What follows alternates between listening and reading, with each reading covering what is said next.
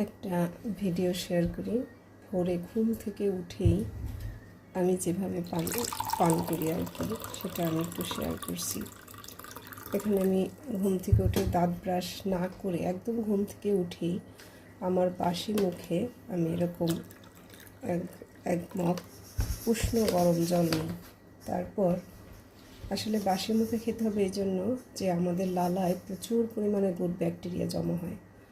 তো গুড ব্যাকটেরিয়াগুলো দাঁত ব্রাশ না করে আমরা খেয়ে নিলেই ব্যাকটেরিয়াগুলো আমার পেটে গিয়ে আরও ভালো হবে। তবে অবশ্যই হেলদি লাইফস্টাইল করতে হবে, লাইফস্টাইলে থাকতে হবে।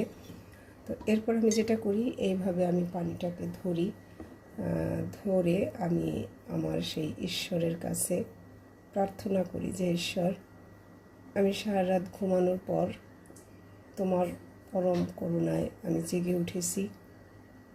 এখন আমি যে জলটা পান করব, এটা তোমার সৃষ্টির সবচেয়ে একটা অপার সৃষ্টি, যে এই জলটা আমি পান করব। এবং জলের তো প্রবাহ গুণ আছে, জল আমার শরীরে গিয়ে সমস্ত শরীরে প্রবাহিত হবে, আর আমার শরীরে যা কিছু ভালো সেটা থেকে যাবে, আর যা কিছু খারাপ সব কিছু সে বহন করে বাইরে বের করে দেবে।